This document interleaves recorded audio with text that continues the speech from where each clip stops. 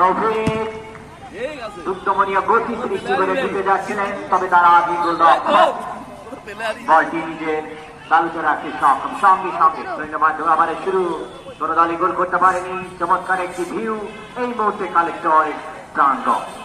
ফুটবলের একটা প্রাণবন্ত প্রাণোজ্জ্বল পঞ্চাশ জেলা প্রশাসন মাগুরা পতাকা উত্তোলন। তারা নিয়মিত বিভিন্ন গ্রাউন্ডে রেফারি হিসেবে দায়িত্ব পালন করে। পাশাপাশি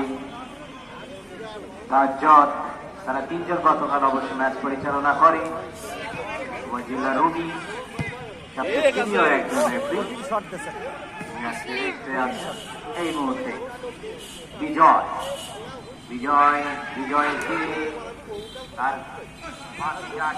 বিজয় সূচক গোলটি দেখা যাক।